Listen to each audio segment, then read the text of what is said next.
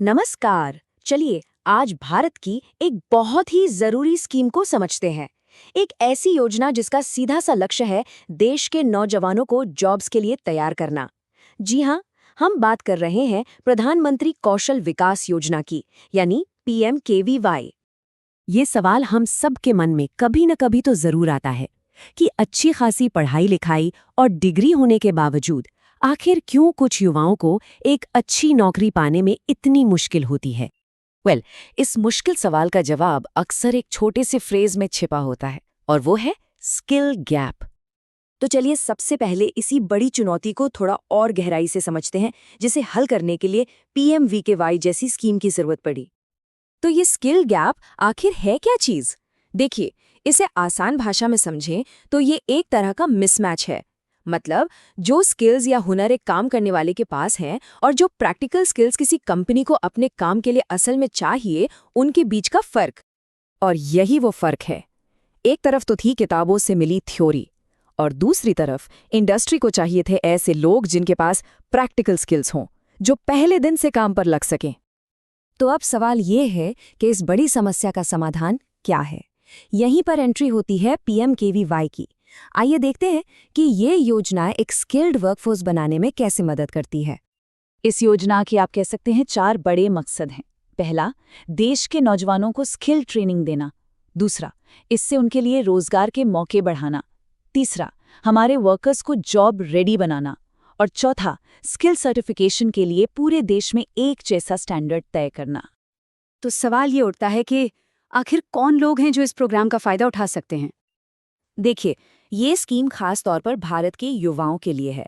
फिर चाहे वो नौकरी की तलाश में हो, या किसी वजह से स्कूल या कॉलेज की पढ़ाई बीच में छोड़ चुके हों, या फिर बेरोजगार हों।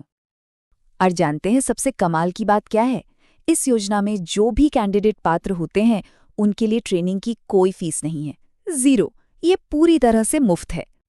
ठीक है, ट्रेनिंग मुफ्त है, पर इससे असल में किसी को मिलता क्या है?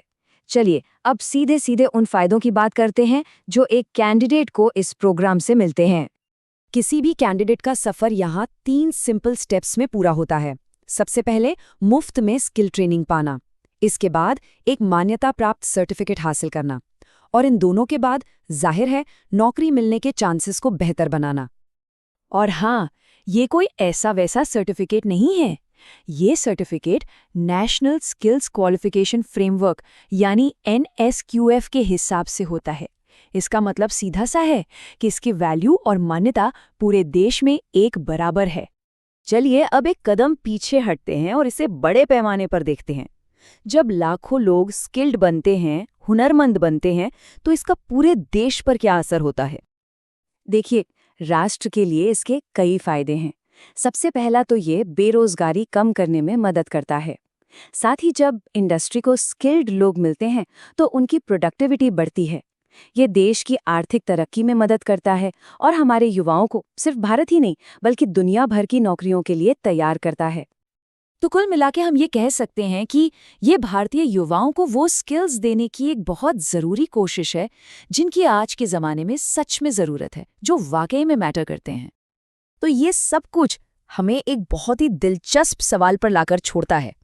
आने वाले कल के लिए, हमारी अगली पीढ़ी के लिए वो कौन सा एक स्किल है जो सबसे ज्यादा जरूरी होगा?